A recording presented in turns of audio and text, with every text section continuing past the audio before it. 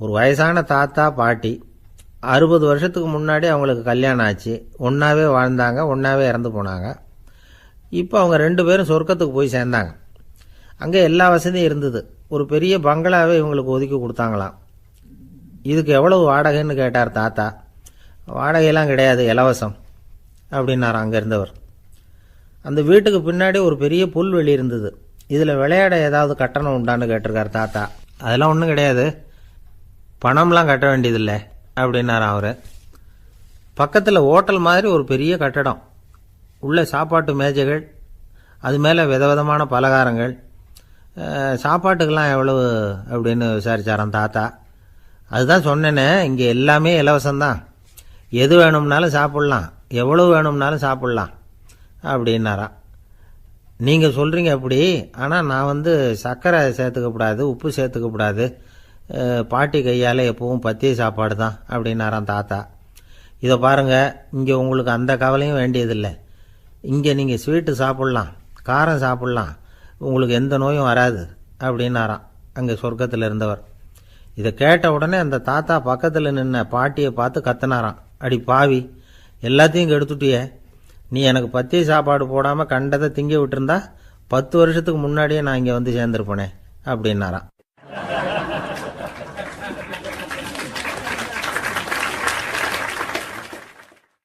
ஒரு சன்னியாசி, அவர் ஒரு நாள் ஒரு கனவு கண்டாராம். அந்த கனவில் அவர் சொர்க்கத்துக்கு போகிறார். அங்கே ஒரு பெரிய திருவிழா நடந்துக்கிட்டு இருக்குது.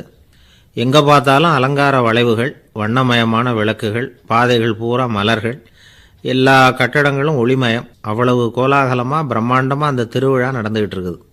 அது என்ன திருவிழாங்கிறது இந்த சன்னியாசிக்கு புரியல. அங்கே எதிரில் வந்துக்கிட்டு இருந்த ஒருத்தரை நிறுத்தி, என்ன விசேஷம் இங்கே அப்படின்னு விசாரிச்சாராம். உனக்கு தெரியாத விஷயம், இன்னைக்கு இறைவனுக்கு பிறந்த நாள், அதை தான் எல்லாரும் சேர்ந்து கொண்டாடுறோம். இதுக்காக பிரம்மாண்டமான ஊர்வலம் ஒன்று வரப்போகுது, இறைவனே அந்த ஊர்வலத்தில் கலந்துகிறார் அப்படின்னார் அவர். உடனே அந்த சன்னியாசி ஒரு மரத்து நிழலில் ஒதுங்கி நின்றுக்கிட்டார். ஊர்வலம் வந்துக்கிட்டு இருக்குது. முதல்ல ஒரு குதிரை வந்துக்கிட்டு இருக்கு, அது மேலே ஒருத்தர் உட்காந்துருக்கிறார். அவருக்கு பின்னாடி நிறைய பேர் கூட்டமாக வந்துக்கிட்டு இருக்கிறாங்க. இவ்வளவு கூட்டம் இவர் பின்னாடி வருதே, யார் இவர் அப்படின்னு கேட்டார். ஒரு மதத்தின் பெயரை சொல்லி, இவர் அந்த மதத்தின் தலைவர், அவரை பின்பற்றுகிற மக்கள் கூட்டம் பின்னாடி வந்துக்கிட்டு இருக்குது அப்படின்னு விவரம் சொல்லியிருக்கிறாங்க. இவங்களுக்கு அடுத்தபடியாக இன்னொரு குதிரையில் ஒருத்தர் வந்துக்கிட்டு இருக்கிறார். அவருக்கு பின்னாடி ஏகப்பட்ட கூட்டம். இவர் யாருங்க அப்படின்னு கேட்டிருக்கார் சன்னியாசி. அங்கே இருக்கிறவங்க விவரம் சொல்லியிருக்கிறாங்க. இன்னொரு மதத்தின் பெயரை சொல்லி, இவர் அந்த மதத்தினுடைய தலைவர், அவர் வழியை பின்பற்றுகிறவர்கள் அவர் பின்னாடி கூட்டமாக வந்துக்கிட்டு இருக்கிறாங்க அப்படின்ட்டு இருக்காங்க. இப்படி ஒவ்வொருத்தராக குதிரை மேலே வந்துக்கிட்டே இருக்கிறாங்க. அவங்கள பின்பற்றியும் ஒவ்வொரு கூட்டம் வந்துக்கிட்டே இருக்குது. அந்த பெரிய ஊர்வலம் அது பாட்டுக்கு போய்கிட்டு இருக்குது. கடைசியாக அது முடிஞ்சது ரொம்ப நேரம் கழித்து. அதுக்கப்புறம் கொஞ்சம் நேரம் கழித்து ஒரு வயசான ஆள் குதிரை மேலே வந்துக்கிட்டு இருக்கிறார். ஆனால் அவருக்கு பின்னாடி யாருமே இல்லை. அவர் பரிதாபமாக தனியாக வந்துக்கிட்டு இருக்கிறார்.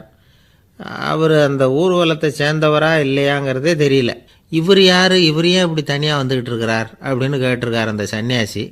என்னது இப்படி கேட்குறீங்க, இவர் தான் கடவுள், இவருக்காக தான் இன்றைக்கி இந்த ஊர்வலமே நடக்குது, இவருக்கு தான் இன்றைக்கி பிறந்த நாள், முன்னாடி போகிற ஊர்வலம் பூரா இவருடைய பிறந்த நாளை கொண்டாடுறதுக்காக தான் அப்படின்ட்டுருக்காங்க.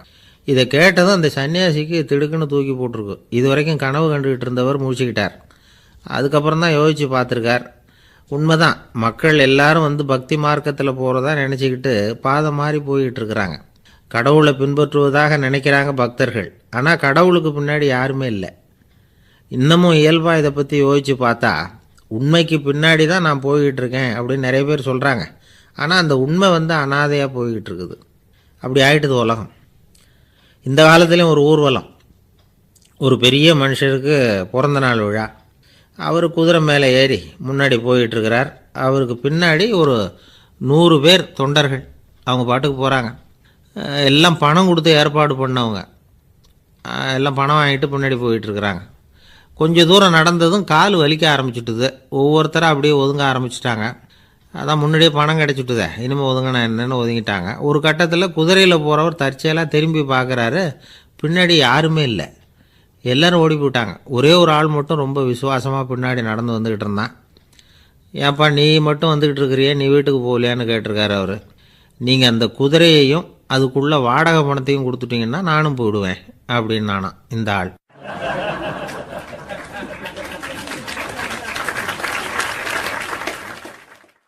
ஒரு ஊரில் ஒரு ஆள் இருந்தான், தையல் கடை வச்சுருந்தான். அவங்கிட்ட ஒருத்தன் ஒரு சட்டை துணி எடுத்து கொடுத்து தைக்க சொல்லியிருந்தான். வர்ற சனிக்கிழமை வா வந்து வாங்கிட்டு போ அப்படின்னு அவன் சொல்லியிருந்தான். அதே மாதிரி இவன் வந்தான். அவன் தச்சு வச்சுருந்த சட்டையை கொடுத்தான். இவன் வாங்கி அங்கேயே போட்டு பார்த்தான். கை நீளம் ஒன்றுக்கு ஒன்று வித்தியாசமாக இருந்தது. வலது கை இடது பக்கத்தை விட நீளம் குறைச்சலாக இருந்தது. அவன் முணுமுணுக்க ஆரம்பிச்சுட்டான், என்ன இது இப்படி தைச்சுட்டியேன்னு. இதுக்கு அவன் சொன்னான், ஐயையோ இதுக்காகவா சங்கடப்படுறீங்க, வலது கையை மட்டும் கொஞ்சம் உள்ளே இழுத்தாப்புல வச்சுக்கிட்டிங்கன்னா சரியாக போகுது. மற்றபடி அந்த சட்டையில் உள்ள கலை அம்சத்தை கவனிங்க, எவ்வளோ அற்புதமாக தைச்சிருக்கேன் பாருங்கள். ஒரு சின்ன குறையை இப்படிலாம் பொருட்படுத்த வேண்டியதில்லை. நான் சொன்னது மாதிரி கையை கொஞ்சம் உள்ளே இழுத்தது மாதிரி வச்சுக்கிட்டு நடந்து போங்க, ஜோராக இருக்கும் அப்படின்னா. அவனும் யோசித்து பார்த்தான். சரியான யோசனையாக தான் தோணுச்சு.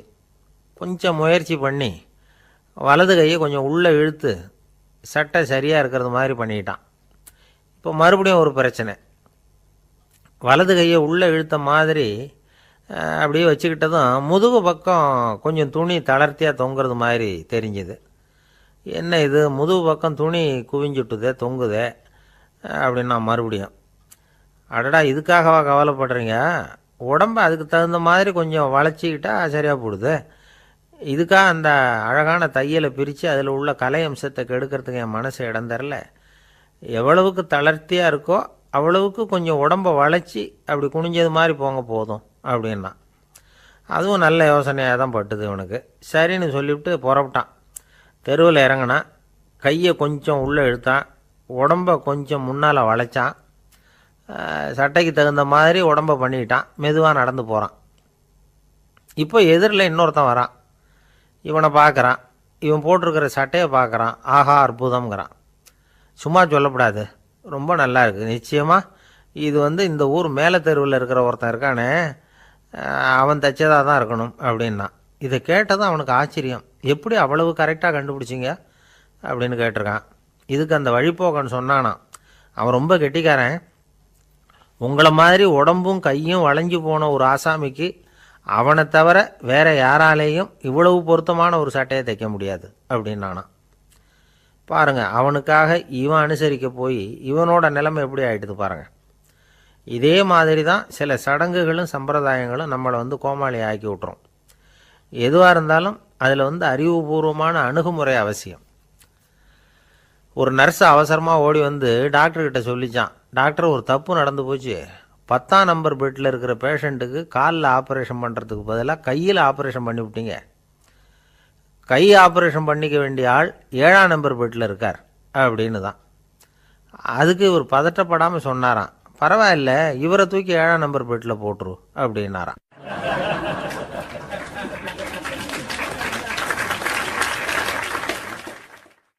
ஒரு மாணவனை பார்த்தேன். என்ன தம்பி படிப்புலாம் எப்படி இருக்குது அப்படின்னு விசாரித்தேன். அவன் ரொம்ப அழுத்துக்கிட்டான். நான் நல்லா தான் சார் படிக்கிறேன், இருந்தாலும் புத்தியில் சரியாக ஏற மாட்டேங்குது சார் அப்படின்னா. சரி இவனும் நம்ம ரகம்தான் அப்படின்னு சொல்லி முடிவு பண்ணிக்கிட்டோம்.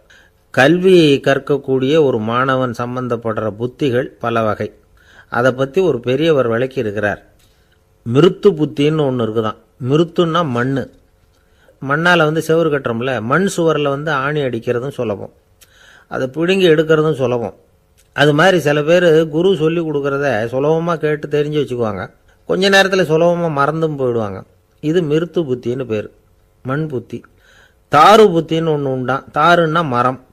அதில் பச்சை மரத்தில் ஆணி அடிக்கிறது சுலபம், ஆனால் அதை எடுக்கிறது கஷ்டம்.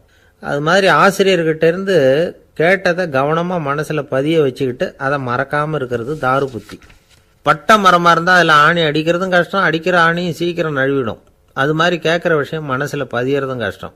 அப்படியே பதிஞ்சாலும் அது நீடிச்சு இருக்கிறதும் கஷ்டம், கொஞ்ச காலத்தில் மறந்துடும். இன்னொரு வகை புத்தி ஒன்று உண்டு, அதுக்கு பேர் சிலா புத்தின்னு பேர். சிலான்னா கல். ஒரு கருங்கல்லில் 4 துளையை போட்டு ஒரு துளையில் உளியை வச்சு அடித்தா மற்ற துளை வழியாகவும் பிளந்து கல் 2 ஆயிடும். அது மாதிரி சந்தியான இடங்களில் குறிப்பாக ஒரு பொருளை சொன்னால் அதை வச்சுக்கிட்டு மற்றதையும் தெரிஞ்சுக்கிறது, அது சிலா புத்தின்னு பேர். வேணு புத்தின்னா என்ன தெரியுமா? வேணுன்னா மூங்கில். மூங்கில் கணுவில் ஒரு பக்கம் உளியை வச்சு அடித்தா 2 பக்கமும் பொழந்துரும். அது மாதிரி ஒரு செய்தியை கேட்டுக்கிட்டு இருக்கிறப்பவே அதோட முன்பின் தொடர்களையும் தெரிஞ்சுக்கணும், அது வேணு புத்தி. தைல புத்தின்னு ஒன்று உண்டு. தைலம்ங்கிறது எண்ணெய். தண்ணியில் ஒரு துளி எண்ணெயை விட்டால் அது தண்ணி பூரா பரவி போடுதில்ல, அது இப்படி பரவுறது மாதிரி ஆசிரியர் சுருக்கமாக ஒரு கருத்தை சொன்னால் அதை வச்சுக்கிட்டு பூரா விஷயங்களையும் தெரிஞ்சுக்கணும், அது தைல புத்தி. கற்பூர புத்தின்னு ஒன்று கேள்விப்பட்டிருக்கோம். அது எப்படின்னா, கற்பூரம் தீ பட்ட உடனே பிடிச்சிக்கும். ஆசிரியர் சொன்ன உடனே நுண்ணறிவோட பாடங்களை புரிஞ்சுக்கிறது இந்த வகை புத்தி. கரி புத்தின்னு ஒன்று. அது எப்படின்னா, கரியில் நெருப்பை வச்சு விசிறிய பிறகு அதுக்கப்புறம் அது கறி நெருப்பாகும். அது மாதிரி காலம்பரை சாயந்தர வேலைகளில் ஆசிரியர் பாடம் சொல்லி கொடுப்பார், அதை கொண்டு புரிஞ்சுக்கிறது இந்த வகை. கதலித்தண்டு புத்தின்னு ஒன்று சொல்லுவாங்க. கதலிங்கிறது வாழை மரம். வாழைத்தண்டில் தீ வைக்கிறது எவ்வளவு சிரமமோ அவ்வளவு சிரமத்தோடு கல்வி கற்கிறது கதலித்தண்டு புத்தி. இதை தவிர இன்னும் சில வகையான மாணவர்களை கூட அடையாளம் காட்டுறாங்க. ஆசிரியர் சொன்னதில் நல்லதை மட்டும் எடுத்துக்கிறவன் அன்னம். ஆசிரியர் கிடைச்ச இடத்துல பாடத்தை கேட்டுக்கிட்டு பிறகு தனியாக உட்காந்து சிந்திக்கிறவன் பசு. பசுமாடு அப்படி தானே, புல் கண்ட இடத்துல மேயும், அதுக்கப்புறம் நிதானமாக அசை போட்டுக்கும். ஆசிரியர் சொன்னதை தவிர வேற எதையும் சொல்ல முடியாதவன் கிளி. பல இடங்களில் பாடங்கள் கேட்டு கடைசியில் ஒன்றும் புரியாமல் போகிறவன் ஆடு. ஆடு ஒரு செடியில் வயிறார மேயாது, ஒரே செடியில். இக்கரைக்கு அக்கறை பச்சைன்னா அங்கேயும் இங்கேயும் அலைஞ்சிக்கிட்டே இருக்கும். சில பேருக்கு எருமைன்னு பேர். எருமை எப்படின்னா குளத்து நீரை கலக்கி தான் குடிக்கும். அது மாதிரி ஆசிரியர் மனசை நோக செய்து பயில்கிற மாணவர்கள்லாம் இந்த ரகம். இவ்வளவுலாம் இருந்தாலும் இந்த காலத்து மாணவர்கள்லாம் ஒரு தனி ரகம். ஒரு ஆசிரியர் வகுப்பில் பாடம் நடத்திக்கிட்டு இருந்தார். இலக்கண வகுப்பு. இறந்த காலம், நிகழ்காலம், எதிர்காலம், past tense, present tense, future tense, இதை பற்றிலாம் பாடம் நடத்துகிறார். எல்லாம் சொல்லி கொடுத்துட்டு இப்போ நான் ஒரு வாக்கியம் சொல்லுவேன், அது என்ன காலம் அப்படிங்கிறத நீங்கள் சொல்லணும்னார் ஆசிரியர். சரின்னாங்க மாணவர்கள்லாம். நான் நாளைக்கும் பாடம் நடத்தப் போகிறேன், இது என்ன காலம் அப்படின்னு கேட்டார் ஆசிரியர். அதாவது நான் நாளைக்கும் பாடம் நடத்தப் போகிறேன், இந்த வாக்கியம் என்ன காலம்னு கேட்டார். ஒரு பையன் மெதுவாக எழுந்திரிச்சு சொன்னான், இது எங்கே போதாத காலம் சார் அப்படின்னு சொல்லிவிட்டு உட்காந்துட்டானான்.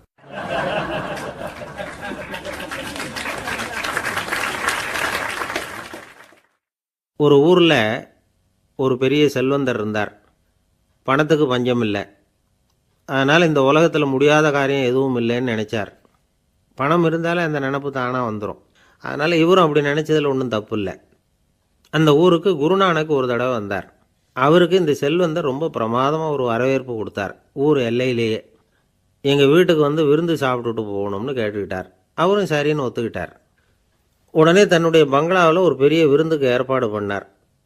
குருநானக்கை அழைச்சிட்டு வீட்டுக்கு போனார், உட்கார வச்சார். ஐயா, நான் இந்த ஊர்லேயே ரொம்ப பெரிய வசதி உள்ளவன், என்னால் எல்லாம் முடியும், உங்களுக்காக நான் என்ன செய்யணும்னு சொல்லுங்கள், எதுவாக இருந்தாலும் பரவாயில்ல, எவ்வளவு செலவானாலும் பரவாயில்ல, என்னால் செய்ய முடியும், என்ன செய்யணும்னு சொல்லுங்கள், அது போதும், நான் செய்கிறேன் அப்படின்னு நான் ரொம்ப பணிவா.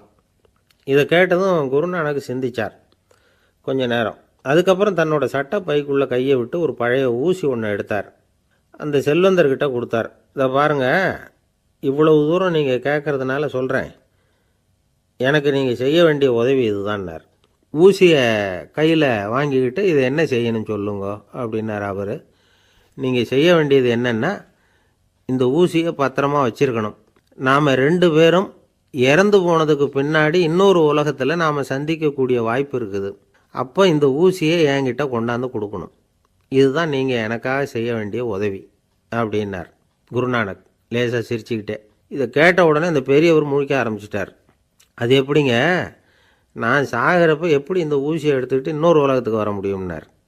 ஊசி மாதிரி ஒரு சின்ன பொருளை கூட இந்த உலகத்தை விட்டு நாம் போகிறப்ப எடுத்துகிட்டு போக முடியாதுங்கிறப்போ உங்களோட செல்வத்தையெல்லாம் எப்படி அங்கே எடுத்துகிட்டு வர போகிறீங்க அப்படின்னு கேட்டார் குருநானக். அதுக்கப்புறம் தான் அந்த பெரியவர் யோசிக்க ஆரம்பித்தாராம்.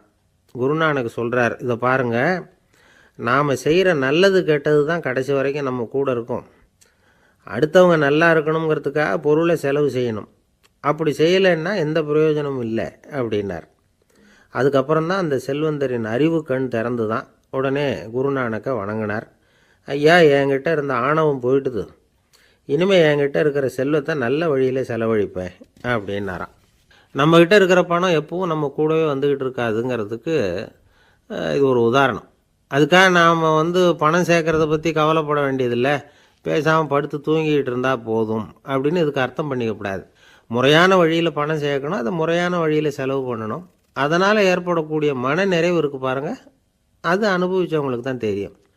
சொர்க்கத்துக்கு போகிறவங்க இங்கேருந்து பணத்தை எடுத்துகிட்டு போக முடியாது, ஆனால் நம்ம செல்வத்தை இங்கே மற்றவங்களுக்கு பயன்பட செய்து அதனால் ஏற்படுற புண்ணியம் இருக்குது பாருங்கள், அதை எடுத்துகிட்டு போக முடியுமா. இதுதான் ஆன்மீகவாதிகள்லாம் சொல்கிற கருத்து. ஜான் நியூட்டன் ஒருத்தர், அவர் சொன்னார், நான் எப்போவாவது சொர்க்கத்துக்கு போய் சேர்ந்தேன்னா அங்கே 3 அதிசயங்களை பார்ப்பேன்னார். என்னன்னு கேட்டாங்க. நான் யார் யார் இருக்க மாட்டாங்கன்னு நினச்சிக்கிட்டு இருந்தேனோ அவங்களில் சில பேர் அங்கே இருப்பாங்க, அது ஒரு பெரிய அதிசயம்னார். சரி, அடுத்தது என்ன? 2வது அதிசயம் என்னென்னா, அங்கே இருப்பாங்கன்னு நான் எதிர்பார்த்த சில பேர் அங்கே இருக்க மாட்டாங்க அப்படின்னார். சரி, 3வது பெரிய ஆச்சரியம் என்ன அப்படின்னா, நான் அங்கே இருக்க பாருங்க, அதுதான் அந்த 3வது அதிசயம் அப்படின்னாராம்.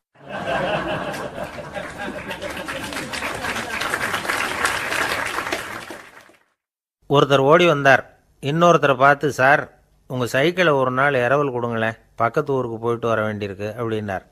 இவர் சைக்கிளை கொடுத்து பத்திரமா கொண்டுகிட்டு போங்கன்னார்.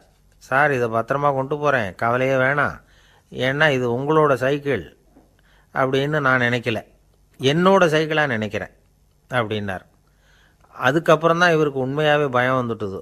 ஏன்னா அவர் சொன்னது மாதிரி அதை தன்னோட சைக்கிளாகவே நினச்சி தள்ளிட்டு போட்டால் என்ன பண்ணுறது. எதை நம்முடையதாக நினைக்கணுங்கிறதுக்கு ஒரு வரையறை இருக்குது. சில பேர் ஆஃபீஸையே வீடாக நினச்சி விடுறது உண்டு. அப்படிப்பட்டவங்க கூட வீட்டை ஆஃபீஸாக நினைக்கிறதில்ல. ஏன்னா வீட்டில் இவர் ஆஃபீஸராக நடந்துக்க முடியறதில்ல. இதெல்லாம் ஒரு பக்கம் இருக்கட்டும், இப்போ விஷயத்துக்கு வருவோம். பொறியியல் மேதை டாக்டர் விஸ்வேஸ்வரய்யா இருந்தார் இல்லையா, பாரத ரத்னா விருதெல்லாம் கொடுத்தாங்களே. ஆஃபீஸ் வேலை வேறு, சொந்த வேலை வேறு அப்படிங்கிறதுக்கு ஒரு உதாரணமாக இருந்தவர் அவர். மைசூர் மகாராஜா கிட்ட திவானாக இருந்தார். அவர் ஒரு நாள் அரசாங்க வேலை காரணமாக வெளியூர் போயிருந்தார். ஹாசன்கிற ஊருக்கு பக்கத்தில் ஒரு பயண மாளிகை, அங்கே தங்கிவிட்டார். ராத்திரி அங்கே தங்கி இருந்துட்டு விடிஞ்சதும் ஊருக்கு திரும்புறதாக திட்டம். ராத்திரி தூங்கிறதுக்கு ரொம்ப நேரம் ஆகிட்டுது. ரொம்ப நேரம் வரைக்கும் அரசாங்க சம்பந்தப்பட்ட வேலைகளையே பார்த்துக்கிட்டு இருக்கிறார். அரசாங்க ஃபைல்கள் நிறைய இருந்தது. அதையெல்லாம் ஒவ்வொன்றா எடுத்தார், படித்து பார்த்தார், பரிசீலனை பண்ணார். அதில் எழுத வேண்டியதை எழுதினார், கையெழுத்து போட்டார். ஒரு வழியாக அந்த வேலையெல்லாம் முடிஞ்சுது. அதுக்கப்புறம் என்ன பண்ணார்னா, தன்னுடைய சூட்கேஸை திறந்தார். அதிலேருந்து 2 மெழுகுவத்தியை எடுத்து கொளுத்தி வச்சார். அந்த பயண மாளிகையில் அது வரைக்கும் எரிஞ்சிக்கிட்டு இருந்த மின்சார விளக்குகளை அணைச்சுட்டார். அதுக்கு பிறகு அந்த மெழுகுவத்தி வெளிச்சத்தில் சில புத்தகங்களை தொடர்ந்து படிக்க ஆரம்பிச்சிட்டார். அந்த பயண மாளிகையில் பணியாளராக இருந்தவர் இதை பார்த்துட்டு ஓடி வந்தார். மறுபடியும் மின் விளக்கை போடுறதுக்காக போனார். விஸ்வேஸ்வரய்யா அதை பார்த்துட்டு போட வேணாம்ட்டாராம். இது வரைக்கும் நான் அரசாங்க அலுவல்களை கவனிச்சிக்கிட்டு இருந்தேன், அதனால் மின் விளக்குகள் அப்போ எரிஞ்சதில் தப்பு இல்லை. இப்போ நான் புத்தகம் படிச்சுக்கிட்டு இருக்கேன், இது என்னுடைய சொந்த வேலை, இங்கே இருக்கிற மின் விளக்கு அதுக்காக ஏன் எரியணும் அப்படின்னு கேட்டாராம். இப்போ இருக்கிற சில அரசு பணியாளர்கள்கிட்ட இந்த சம்பவத்தை பேச்சோட பேச்சாக சொல்லி பார்த்தேன். அவங்களால இதை ஜீரணிக்கவே முடியல. நேர்மை தேவை தான் சார், அதுக்காக அவ்வளவு தூரத்துக்கு அது தேவையா அப்படிங்கிறாங்க. விஸ்வேஸ்வரய்யா அப்படி பண்ணினது தான் ஒரு நேர்மையாளர் அப்படின்னு இந்த உலகத்துக்கு நிரூபிக்கணுங்கிறதுக்காக இல்லை. தான் அப்படி நடந்து காட்டினா தன்னை சுற்றி இருக்கிறவங்களும் அதை கேள்விப்படுறவங்களும் முடிஞ்ச அளவுக்கு பொது வாழ்க்கையில் அரசு பணியில் நேர்மையை கடைபிடிக்க முயற்சி பண்ணலாமே அப்படிங்கிறதுக்காகத்தான். இப்போவும் சில பேர் இருக்கிறாங்க, இவங்க ஆஃபீஸ் வேறு வீடு வேறேன்னு நினைக்கிறதில்ல, அவ்வளோ உரிமை. ஒருத்தர் அப்படி தான், அவருக்கு அவசரமாக 5000 ரூபா தேவைப்பட்டது. ஆஃபீஸு பணத்தை எடுத்துக்கிட்டார். அந்த நேரம் பார்த்து ஆடிட் வந்துட்டுது, ஆப்பிட்டுக்கிட்டார். விசாரணை நடக்குது. அவர் சொல்கிறார், சார் நான் நேரம் காலம் பார்க்காம ஆஃபீஸில் வேலை செய்வேன், ஏன்னா அதை என்னோடய ஆஃபீஸாக நினைக்கிறேன். அவசரத்துக்கு அந்த பணத்தை எடுத்தேன், மறுபடியும் வச்சுடலாம்னு தான் இருந்தேன், அதுக்குள்ளே இப்படி ஆகிட்டுது. நீங்கள் என்ன நினச்சாலும் சரி, நான் ஆஃபீஸ் வேறு வீடு வேறு அப்படின்னு நினைக்கிறதில்ல, அது என்னோட சுபாவம் அப்படின்னார். விசாரணை பண்ணவர் தீர்ப்பு வழங்கினார். உங்கள் சுபாவத்துக்கு மதிப்பு கொடுத்து நானும் தீர்ப்பு வழங்குறேன். நீங்கள் கொஞ்ச நாள் ஜெயிலில் இருந்துட்டு வாங்க, அது உங்களுக்கு கஷ்டமாக இருக்காதுன்னு நினைக்கிறேன். ஏன்னா அங்கே போனாலும் நீங்கள் உங்கள் சுபாவப்படி வீடு வேற ஜெயில் வேறன்னு நினைக்க மாட்டீங்க அப்படின்னாராம்.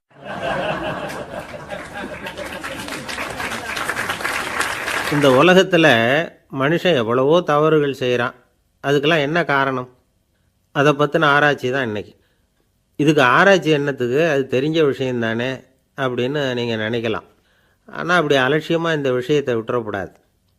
பொதுவாக எல்லோரும் நினைக்கலாம் எது சரி எது தவறு அப்படின்னு தெரியாததுனால தான் மனுஷன் தப்பு பண்ணுறான் அப்படின்னு. ஆனால் அப்படி சொல்லிட முடியாது. மனுஷன் தெரிஞ்சே தான் தவறுகள் பண்ணுறான். இப்போ உதாரணத்துக்கு ஒரு சாலையில் இடது பக்கம் போக வேண்டிய ஒருத்தர் நடுக்கோட்டை தாண்டி வலது பக்கமாக வண்டியை ஓட்டிகிட்டு போகிறாருன்னு வச்சுக்கோங்க. என்னப்பா இது தப்பு இல்லையா அப்படின்னு அவர்கிட்ட கேட்டால், அதெல்லாம் எனக்கு தெரியும், நீ உன் வேலையை பார்த்துட்டு போ அப்படிம்பார். வலது பக்கமாக போகிறது தப்புன்னு தெரிஞ்சே தான் அவர் அப்படி செய்கிறார், அப்படி போகிறார். பெரிய உத்தியோகத்தில் இருக்கிறவங்க கூட லஞ்சம் வாங்குறாங்க. அவங்களுக்கெல்லாம் லஞ்சம் வாங்குறது தப்புன்னு தெரியலன்னு அர்த்தம். திருடுறது தப்புன்னு தெரியாமலாம் மனுஷன் திருடுறான். நல்லாவே தெரியும். நீங்கள் வேணும்னா கேட்டு பாருங்கள், வேறு வழி இல்லை அதனால தான் திருடுறேன்பா. திருடுறது ஒரு புண்ணியமான காரியம்னு திருடனே கூட சொல்ல மாட்டான். திருடுறது தவறுங்கிறது திருடனுக்கு தெரியும் அப்படிங்கிறத விளக்கிறதுக்காக ஒரு பெரியவர் ஒரு கதை சொன்னார். அதாவது 2 திருடர்கள் 2 பேரும் சேர்ந்து ஒரு வீட்டுக்கு போய் ஒரு 10,000 ரூபாயை திருடிட்டு வந்துடுறாங்க. ஒரு காட்டு வழியாக வந்துக்கிட்டு இருக்கிறாங்க. இன்னும் விடியல.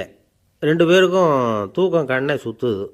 சரி, இப்படியே ஒரு மரத்தடியில் படுத்து தூங்குவோம், காலையில் விடிஞ்சதும் இந்த பணத்தை 2 பேரும் பங்கு போட்டுக்குவோம் அப்படின்னு முடிவு பண்ணுறாங்க. அதே மாதிரி படுத்து தூங்குறாங்க. நடு ராத்திரியில் ஒரு திருடன் முழிச்சிக்கிறான். விடிகிற வரைக்கும் காத்துக்கிட்டு இருந்தால் 5,000 ரூபா தான் கிடைக்கும், இப்போவே கம்பி நீட்டினா 10,000 ரூபா கிடைக்கும் அப்படின்னு யோசித்து பார்த்துட்டு ஒரு முடிவுக்கு வந்தான். மெதுவாக அந்த 10,000த்தையும் சுருட்டிக்கிட்டு அடுத்தவனுக்கு தெரியாமல் ஓடி போயிட்டான். விடியுது. அடுத்தவன் எழுந்திரிச்சு பார்க்குறான். பணத்தையும் காணலை, பாகஸ்தனையும் காணலை. இந்த திருடன் அந்த திருடனை திட்டுறான். திருட்டு பய, அயோக்கிய பய, இப்படி அநியாயமாக கிளப்பிட்டு போட்டானே அப்படிங்கிறான். இதிலேருந்து என்ன தெரியுது? தெரியாமல் எடுத்துக்கிட்டு போகிறது திருட்டு, அயோக்கியத்தனம், அநியாயம் அப்படிங்கிறது இவனுக்கு தெரிஞ்சிருக்குது. அதனால தான் அடுத்தவனை பார்த்து இப்படி திட்டுறான். அதனால் தெரியாததுனால மனுஷன் தவறு பண்ணுறான்னு சொல்கிறது சரியில்லை. அப்படின்னா மனுஷன் பண்ணுற தவறுகளுக்கு உண்மையான காரணம் தான் என்ன? இதே சந்தேகம் அர்ஜுனனுக்கும் வந்துதான். அதனால தான் அவன் பகவானை பார்த்து கேட்குறான். மனுஷன் தன் விருப்பத்துக்கு விரோதமாக ஏதோ ஒரு சக்தியினால் பலாத்காரமாக இழுக்கப்பட்டது மாதிரி பாவம் பண்ணுறானே, அந்த சக்தி என்ன அப்படின்னு கேட்குறான். இதுக்கு பகவான் பதில் சொல்கிறார்.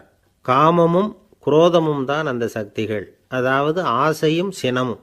இது 2ம் உன்னுடைய எதிரிகள் அப்படிங்கிறத புரிஞ்சுக்கோ அப்படிங்கிறார். இன்னமும் நுணுக்கமாக பார்த்தா காமத்தினுடைய மறு உருவங்கள் தான் குரோதமும் லோபமும். ஆசை நிறைவேறலைன்னா குரோதம், அதாவது கோபம். ஆசை நிறைவேறிட்டதுன்னா லோபம், அதாவது பேராசை. பாவத்தை கண்ட்ரோல் பண்ணணும்னா அதுக்கு மெயின் சுவிட்சு எது அப்படிங்கிறது இப்போ தான் தெரியுது. அதுக்கு மனுஷன் தெரிஞ்சே தான் தவறு பண்ணுறான் அப்படின்னு பேசிக்கிட்டோமே. அதுக்கு ஒரு உதாரணம். ஒரு ஆள் ஹோட்டலில் சாப்பிட போனான். சாப்பிட்டு முடித்தான். எழுந்திரிச்சு முதலாளிகிட்ட பில்லை கொடுத்தான். காசை கொடுக்கல. முதலாளி பணம் கொடுன்னு கேட்டார். இவன் என்கிட்ட பணம் இல்லைன்னா. முதலாளி கொஞ்சம் கூட அலட்டிக்கல. உள்ளே இருந்து ஒரு ஆளை கூப்பிட்டார். இவனை கூப்பிட்டுக்கிட்டு போய் இட்லி மாவு ஆட்ட சொல்லுன்னார். இவனும் கவலைப்படாமல் உள்ளே போயிட்டான். அப்போது அழைச்சிட்டு போகிற ஆள் கேட்குறான், ஏன் சார் சாப்பிட்றதுக்கு முன்னாடி காசு இல்லைங்கிறது உங்களுக்கு தெரியாதா அப்படின்னு கேட்குறான்.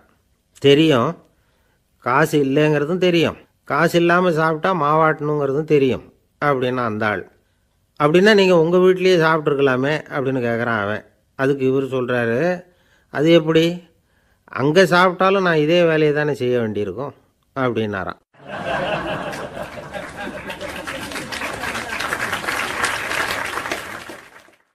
நம்மளை மாதிரி ஒரு ஆசாமி அவன் நம்மளை மாதிரியே கற்பனை பண்ணான். அதாவது நாம் தான் இந்த உலகத்தில் ரொம்பவும் கஷ்டப்படுறோம், மற்றவங்கள்லாம் சந்தோஷமாக இருக்கிறாங்க அப்படின்னு அவன் நினச்சிக்கிட்டான். அவன் ஒரு நாள் கடவுளை வேண்டிக்கிட்டானா, சுவாமி, இந்த உலகத்தில் எவ்வளவோ பேர் இருக்கிறாங்க, ஒவ்வொருத்தருக்கும் ஒவ்வொரு விதமான கஷ்டம் இருக்கலாம், ஒத்துக்கிறேன். இருந்தாலும் எனக்கு அது கொஞ்சம் அதிகமாக இருக்கிறது மாதிரி தெரியுது. அதனால் நீங்கள் எனக்காக ஒரு சின்ன உதவி செஞ்சால் போதும். அது வேறு ஒன்றும் இல்லை, என்கிட்ட இருக்கிற துயரங்களை இன்னொருத்தர் யாருக்கிட்டையாவது கொடுத்துருங்க, அவர்கிட்ட இருக்கிற துயரங்களை என்கிட்ட மாற்றி கொடுத்துருங்க. ஒரு மியூச்சுவல் ட்ரான்ஸ்ஃபர், அவ்வளவுதான். அப்படி பண்ணிவிட்டா போதும் அப்படின்னு வேண்டிக்கிட்டானான். அன்னைக்கு ராத்திரியே அவன் ஒரு கனவு கண்டிருக்கான். வானத்திலேருந்து ஒரு குரல் கேட்டிருக்கு. அது என்ன சொல்லிச்சு தெரியுமா? ஏ ஜனங்களே, எல்லாரும் அவங்கவுங்க கஷ்டங்களை ஒரு பையில் போட்டு எடுத்துக்குங்க. அப்படி எடுத்துக்கிட்டு நேராக இந்த ஊர் எல்லையில் இருக்கிற கோயிலுக்கு வந்து சேருங்க அப்படின்னுது அந்த குரல். ஆஹா, கடவுள் நம்ம பிரார்த்தனைக்கு செவி சாய்ச்சுட்டார் அப்படின்னு சந்தோஷப்பட்டான் இவன். உடனே என்ன பண்ணான்? தன்கிட்ட இருந்த கஷ்டத்தையெல்லாம் ஒரு சாக்கு பையில் போட்டு எடுத்துக்கிட்டான். வீட்டை விட்டு வெளியில் வந்தான். தெருவில் இறங்கி நடக்கிறான். அங்கே பார்த்தா ஏகப்பட்ட பேர் ஆளுக்கு ஒரு பையை தூக்கிக்கிட்டு கோயிலுக்கு போய்கிட்டு இருக்கிறாங்க. சில பேர் மூட்டையாக கட்டி தலையில் சுமந்துக்கிட்டு போய்கிட்டு இருக்கிறாங்க. இவன் பார்த்தான். இவனுக்கு ரொம்ப ஆச்சரியமாக இருந்தது. ஏன்னா எல்லாரும் வச்சிருக்கிற பை இவன் பையை விட பெருசாக இருந்தது. இவன் பை தான் இருக்கிறதுலையே கொஞ்சம் சின்னதாக தெரிஞ்சுது. இப்போ அவன் மறுபடியும் சாமியை வேண்டிக்கிட்டான். கடவுளே, இப்போ உள்ள சூழ்நிலையை கவனித்தா என்கிட்ட இருக்கிற பையே பரவாயில்லன்னு தோணுது. அதனால் வேற பை எதையும் மாற்ற வேணாம், இதுவே பரவாயில்ல, இந்த பையோடு திரும்பி வீட்டுக்கு போனால் போதும்னு நினைக்கிறேன் அப்படின்னு எதோ நினைக்க ஆரம்பிச்சுட்டான் அவன். எல்லோரும் கோயிலுக்கு போய் சேர்ந்தாங்க. கோயிலில் அந்த குரல் மறுபடியும் கேட்டுது. எல்லாரும் அவங்கவுங்க பைகளை சோகத்தில் தொங்க விடுங்க. திடீர்னு விளக்குகள் அணையும், மணி அடிக்கப்படும், அதுதான் அடையாளம். அந்த சமயத்தில் இருட்டில் உங்களுக்கு வேண்டிய பையை நீங்கள் மாற்றி எடுத்துக்கலாம், தேர்ந்தெடுத்துக்கலாம். வெளிச்சம் இருக்கிறப்பவே உங்களுக்கு பிடிச்ச பைக்கு பக்கமாக பார்த்து நீங்கள் நின்றுக்கலாம் அப்படின்னு சொல்லி விவரம் சொல்லிச்சான் அந்த குரல். அப்படி சொன்னதுக்கப்புறம் திடீர்னு விளக்கு அணைஞ்சிது, மணி அடிச்சுது. கொஞ்ச நேரம் கழித்து மறுபடியும் விளக்குகள்லாம் எரிஞ்சுது. இப்போ பார்த்தா எல்லாரும் அவங்கவுங்க பையையே கெட்டியாக பிடிச்சிக்கிட்டு நிற்கிறாங்க. இவனும் அப்படியே நிற்கிறான். இவன் மெதுவாக பக்கத்தில் நிற்கிறவங்ககிட்ட கேட்டானா, ஏன் நீங்கள் பையை கையிலேயே வச்சுருக்கிறீங்க, செவுத்தில் மாட்டலையா அப்படின்னு கேட்டிருக்கான். இல்லைப்பா, நீ ஏன் கையிலேயே வச்சுருக்கிறியோ அதே காரணத்துக்காக தான் நாங்களும் வச்சுருக்குறோம். நம்ம கவலைகளை பற்றி நமக்கு ஓரளவுக்காவது தெரியும். ஆனால் மற்றவங்க கவலைகள் நமக்கு பரிச்சயம் இல்லாதவை, பழக்கம் இல்லாதது. அதனால் நமக்கு தெரிஞ்ச கவலைகளை சமாளிக்கிறது சுலபம். தெரியாததை சமாளிக்கணும்னா மறுபடியும் ஆரம்பத்திலேருந்து ஆரம்பிக்கணும். அதனால் பழைய நண்பர்களோடு வாழறது தான் மேல் அப்படின்னு நானான். அதுக்கப்புறம் அவன் தன்னோட பையே போதும்னு வீட்டுக்கு திரும்பி வந்துட்டானான். இது ஒரு பெரியவர் சொல்லியிருக்கிற கதை. அதனால் நம்மக்கிட்ட இருக்கிற கஷ்டங்கள் தான் பெருசு, அதை இன்னொருத்தங்கிட்ட கொடுத்துட்டு மாற்றிக்கலாம் அப்படின்னு நினைக்கிறது தப்பு. இதே மாதிரி இன்னொரு சம்பவம். ஒரு ஊரில் ஒரு நாள் ராத்திரி ஆகாயத்திலேருந்து கடவுள் குரல் கேட்குது. இந்த ஊரில் இருக்கிற ஜனங்கள்லாம் கொஞ்சம் கவனிங்க, உங்களுக்கு ஒரு செய்தி. அதாவது இங்கே இருக்கிற ஜனங்கள்லேயே கொஞ்சம் கூட கவலையே இல்லாத ஆள் யாருன்னு எனக்கு தெரியணும். அதனால் எல்லாரும் அவங்கவுங்க கவலைகளை ஒரு பையில் போட்டு எடுத்துக்கிட்டு கோயிலுக்கு வாங்க அப்படின்னார் கடவுள். உடனே வரிசையாக எல்லாரும் வர ஆரம்பித்தாங்க. எல்லார் கையிலையும் பை இருந்தது, சின்னதும் பெருசுமா. கவலையே இல்லாத ஆள் யாருன்னு தேடினார் கடவுள். ஒரே ஒரு ஆள் மட்டும் கையில் எதுவும் இல்லாமல் வெறும் கையை வீசிக்கிட்டு ரொம்ப ஜாலியாக நடந்து வந்துக்கிட்டு இருந்தான். கடவுள் அவங்ககிட்ட போனார். ஏன்ப்பா, உனக்கு கவலையே இல்லையா அப்படின்னு கேட்டார். எனக்கும் சில கவலைகள்லாம் உண்டு அப்படின்னு அவன். எங்கே அதெல்லாம்னு கேட்டிருக்கார் கடவுள். பின்னாடி லாரியில் வந்துக்கிட்டு இருக்கு அப்படின்னு அவன்.